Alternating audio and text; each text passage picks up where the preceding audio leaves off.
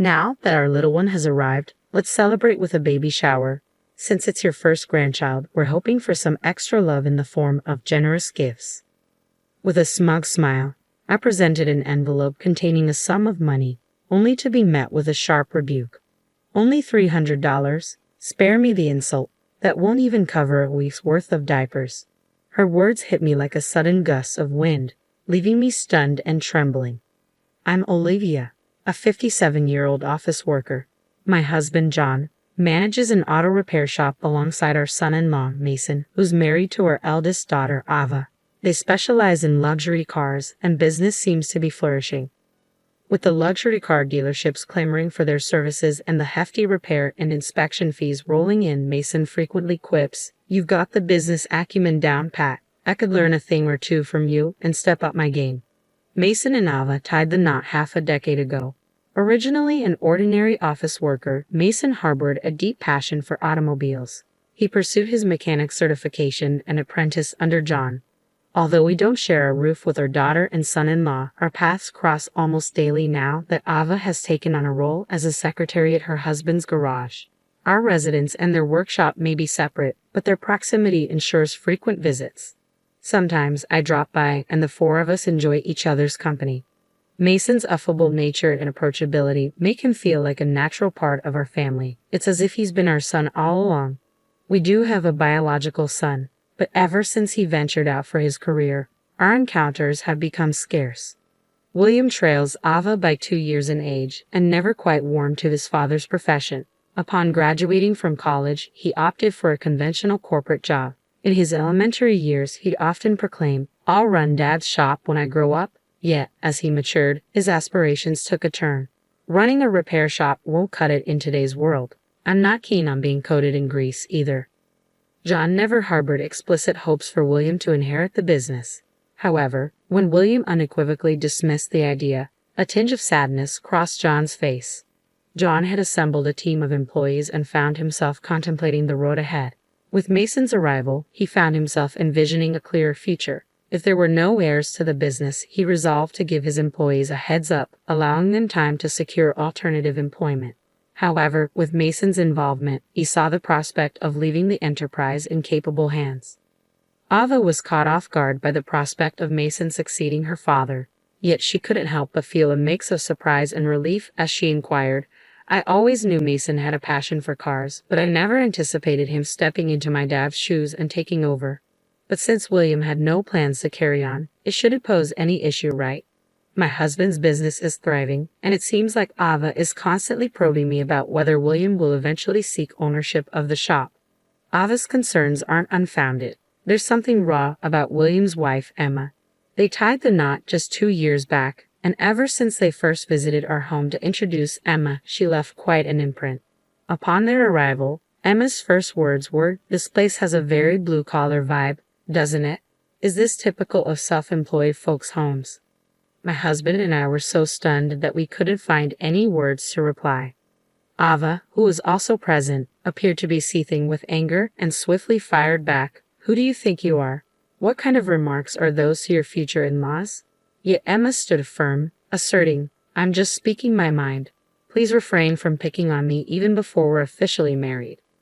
I attempted to diffuse the escalating tension between the two women and tried to proceed with the introductions for the impending marriage. However, William interjected, saying, "Just because we're getting married doesn't mean we'll be living here or relying on you." It became evident that William wasn't pleased with Mason's involvement in his father's business and his close relationship with us. Since Ava and Mason tied the knot, William seemed intent on putting even more distance between himself and our family. Mason chose not to join us that day out of consideration. However, William couldn't resist making a snide comment, remarking, "Looks like Ava's husband decided to skip out today, huh? Probably didn't want to embarrass us all with his usual greasy appearance. I'm just glad he's not here." Despite his earlier claims that he had no interest in taking over my husband's shop, it was apparent that William might harbor some resentment towards Mason, who wasn't a blood relative, potentially becoming the successor. His words ignited a surge of anger within me, and I couldn't help but fire back. "Are you feeling jealous of Mason now? You were the one who adamantly declared you had no intention of taking on your father's business."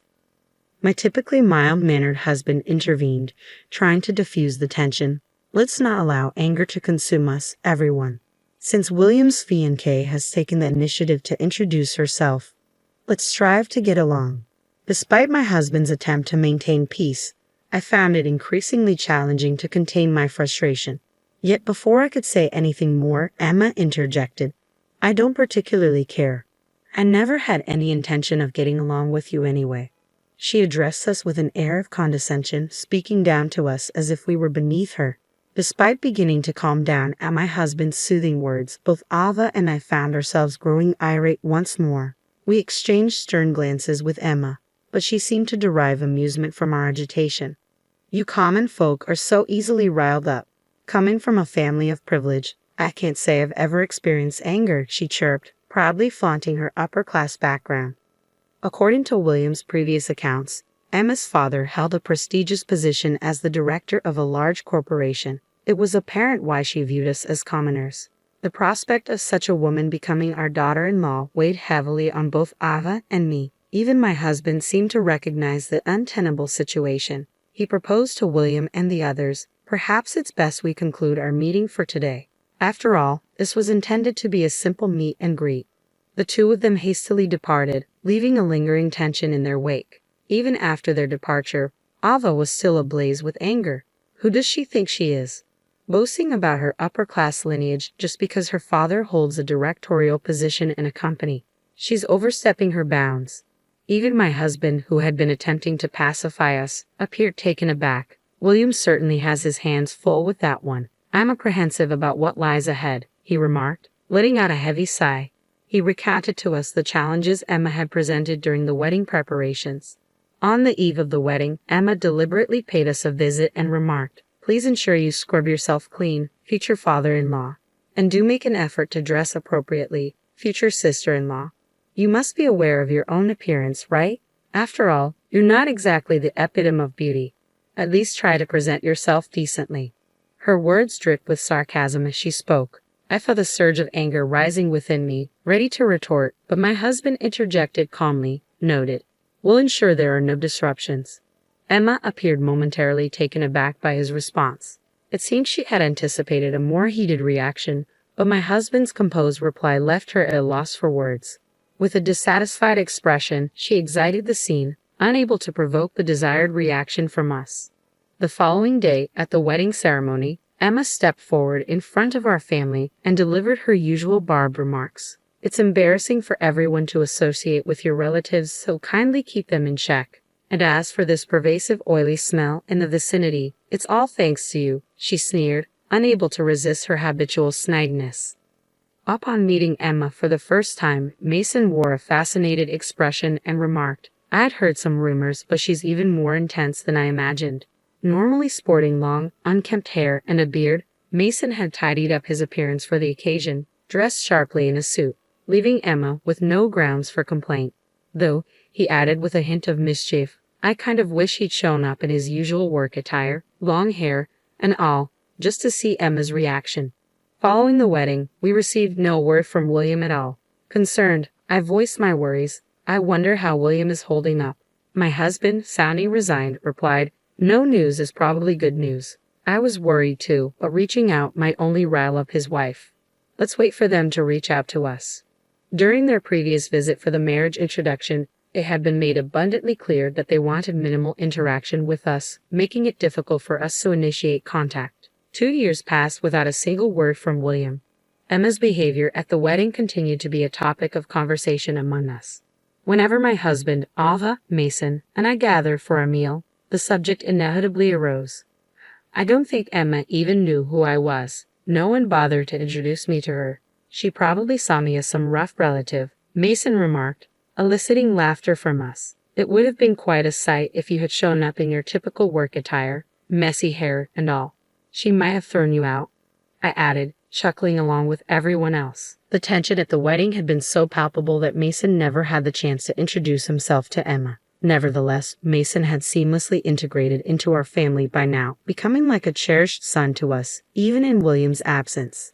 Then, out of the blue, one day, heavy snowfall blanketed the area, causing chaos on the roads as cars became stranded everywhere. At my husband's workshop, a surge of requests flooded in from customers needing their cars towed, keeping everyone bustling with tasks. The team split up duties to handle the influx efficiently. My husband and Mason embarked on a job for a foreign car dealer, a routine task for them. However, upon their return, both wore expressions of despondency. Concerned, Ava probed Mason about their mood, but he brushed it off with a casual, "It's nothing." Taking his word for it, I didn't dwell on their demeanor. A few days later, William and Emma unexpectedly appeared at our doorstep, Emma cradling a baby in her arms.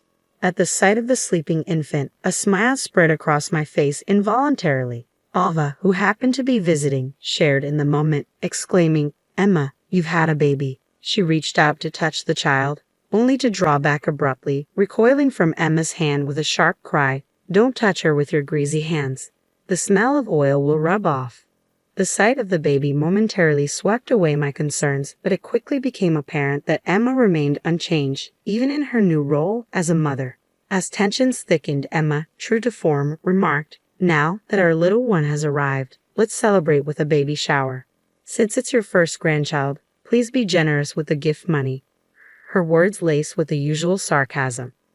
I hastily gathered $300 into an envelope and passed it to Emma. If I had foreseen the occasion, I would have prepared more thoughtfully. However, her sudden visit left me unprepared, with no time to gather more funds or inquire about her preferences. Snatching the envelope from my hand, Emma swiftly inspected its contents, her voice rising in indignation. "Are you kidding me? Only $300? That won't even cover the cost of diapers." With an uncharacteristic burst of volume, my usually composed husband abruptly reclaimed the envelope from Emma's grasp, his voice thundering, "You will not disrespect us like this. Is William even the father of that child?" His words echoed with a forcefulness I had never witnessed in him before. His assertion about the child's paternity left me utterly bewildered. The intensity of my husband's outburst drew Mason from the rear of the room, his expression marked by confusion as he entered. Yet upon catching sight of Emma, Mason's countenance shifted to one of shock. In turn, Emma, upon noticing Mason's presence, betrayed a flicker of alarm, swiftly attempting to conceal her face. Upon spotting Mason, my husband challenged Emma, "Does seeing Mason jog your memory? You surely recall him from our discussion in your fancy minivan during the heavy snowfall. You were voicing your complaints to Mason. I doubt you've forgotten his face." Despite my husband's pointed remarks, Ava, William, and I remained perplexed, all equally taken aback by the unfolding situation. My husband's next words only added to the confusion. "As the president you were with at the time is doing well, please convey my message. If he intends to engage in extramarital affairs, he should choose a time when it's not snowing, lest he be caught," he stated cryptically. At the mention of an affair, tension gripped Ava, William, and me. We exchanged incredulous glances, struggling to comprehend the gravity of the situation. Emma swiftly rebuffed the accusation, her denial tinged with evident fluster, a stark departure from her usual demeanor. "What are you talking about? The heavy snow? An affair? Your words make no sense," she protested, her composure visibly rattled. At my husband's cue, Mason retrieved his phone and began navigating through it. Meanwhile, my husband proceeded to fill us in. During the heavy snowfall, Emma and some other individual found themselves stranded in a luxury minivan.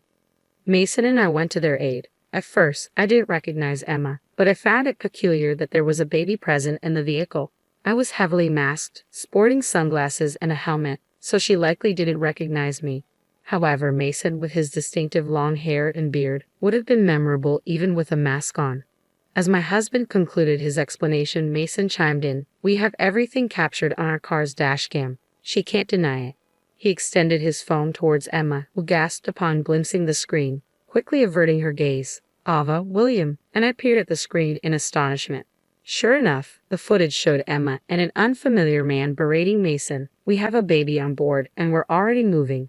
Hurry up." Emma's voice boomed from the screen as my husband and Mason worked to secure chains onto the opulent minivan.